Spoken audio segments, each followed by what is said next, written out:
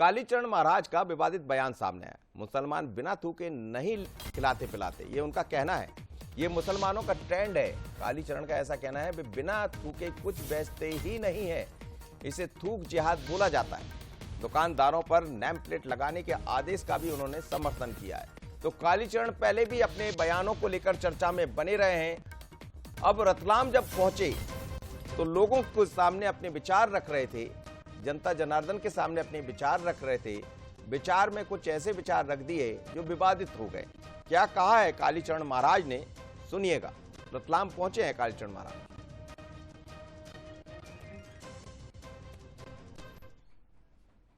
मुसलमानों का ट्रेंड है कि वो बिना थूके कुछ बेचते ही नहीं है। थूक जिहाद बोला जाता है। इसलिए मुसलमानों की शॉप पर उनका नाम लिखना बहुत ज्यादा महत्वपूर्ण है, जिससे हिंदू वहां पे ना जाए। मैं सभी हिंदुओं से आह्वान करता हूं, आप सबके चैनल के माध्यम से कम व्रतस्थ होते हुए तो भी मुसलमानों के दुकानों से कुछ भी खरीद के ना खाएं, क्योंकि उनकी परंपरा है बिना थूके वो कुछ खिलाते पिलाते नहीं है। फल भी है तो उसको वो थूक जरूर लगाएंगे। ऐसे लाखों वीडियो सामने आए हैं। चलिए, आपको याद होगा इस तरह की खबरें बहुत आई थी।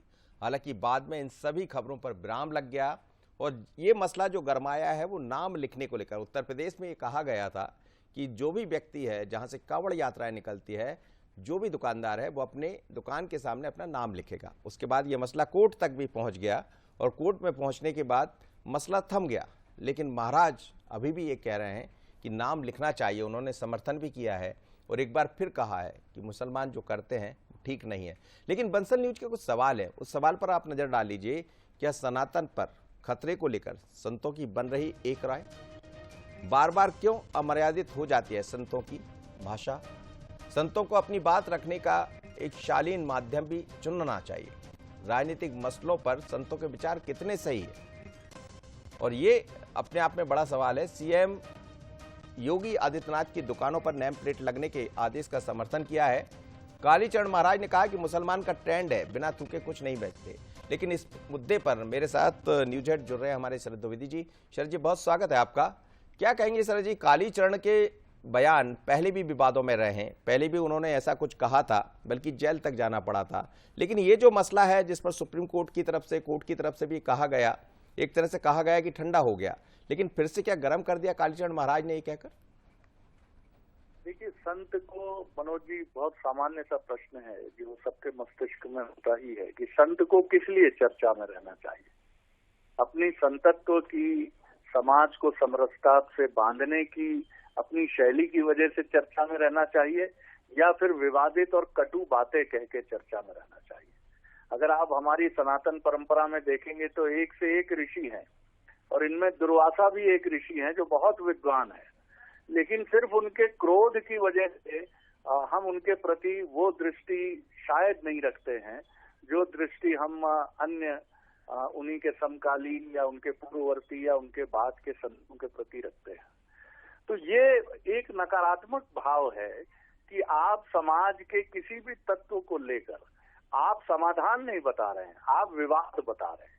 आप ये नहीं कह रहे हैं कि ये चीज अगर है, कोई कटुता की भावना है तो उसे दूर कैसे किया जाए। आप कह रहे हैं कि अगर कहीं कोई समस्या है तो उस समस्या के बारे में आपकी एक उग्र टिप्पणी आती है। कम से कम मैं संतों के साथ जितना मेरा समागम हुआ है, चाहे मुरारी बापू की मैं बात करूं, चाहे करुणाधाम के पीठाधीश्वर जो भोपाल के हैं, शांडिल्य जी महाराज की मैं बात करूं, तो मुझे उनकी बात में यही याद आता है कि संत अपनी वाणी से कोई बात नहीं कहता, वो अपने आचरण से प्रदर्शित करता है चीजों को। ये जो संत हैं ये विवाद के संत हैं, माफ कीजिएगा, और ये सिर्फ विवादों से ही अपनी पहचान बनाना चाहते हैं।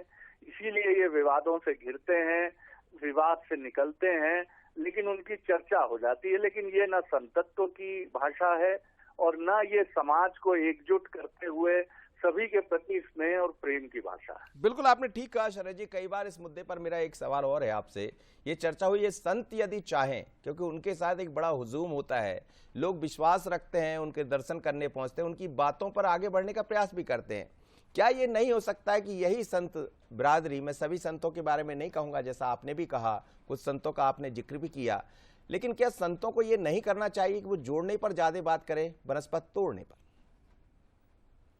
देखिए, जैसे बात हमेशा उठती है, अभी एक दिन पहले ही हमने हाईकोर्ट के एक बहुत ही रिटायर्ड नामचीन जज से हमारी चर्चा हुई, जस्टिस रोहित आर्या से, जो सोशल मीडिया पर जिनके आदेश बहुत चर्चा में है। उनसे जब हमने पूछा कि कई बार कार्यपालिका, न्यायपालिका और विधायिका के बीच में जो टकराव की स्थिति दिखती है, उसका कारण क्या है, तो उन्होंने कहा कि हम सबको अपने आचरण पर निगाह रखनी चाहिए। हमारा आचरण जो है, और ये कोई बाहर से ये दृष्टि नहीं मिलेगी। तो संतों की इतनी बड़ी भारत में अखाड़ा परिषद है, संतों की विद्वत सभा के आयोजन नासिक में होते हैं, जब कुंभ होता है तो हरिद्वार में होते हैं, प्रयागराज में होते हैं। संत ही बेहतर है कि वो इसके बारे में एक नियामक प्रणाली बनाएं और ऐसे आचरण पर, और शंकराचार्य भी उसमें शामिल हो जी।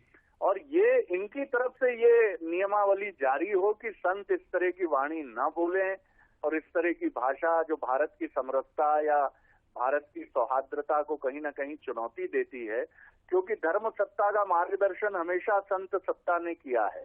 संतों की अपनी अलग एक सत्ता है जिसका राजनीतिक सत्ता हमेशा सम्मान करती है, चाहे राजा महाराजाओं की प्रणाली हो, चाहे आज लोकतंत्र की प्रणाली हो।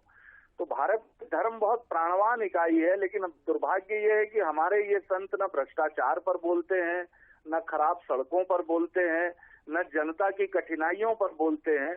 बोलते हैं तो रुद्राक्ष बांटने की बात करते हैं, बोलते हैं तो जादू की पुड़िया से समस्याएं दूर करने की बात करते हैं, या फिर कटुता का ऐसा राग छेड़ते हैं जो समाज में विद्वेष पैदा करता है। बिल्कुल शरद जी, बहुत धन्यवाद आप मेरे साथ जुड़े। लेकिन ये बात सच है कि संतों का संतत्व, संतों की बाणी वो है जो आपको एक दूसरे के साथ जोड़ने का काम करती है। संत चाहें तो बहुत समस्याएं दूसरे तरीके से निपटाई जा सकती है, लेकिन मंच का आप इस्तेमाल कैसा कर रहे हैं, किस तरह से कर रहे हैं, इस पर ध्यान देने की जरूरत है। लेकिन ये बड़ा विषय है और चर्चा का विषय भी है, जिसे कहते हैं शास्त्रार्थ, इस पर होना चाहिए। दिल्ली से एक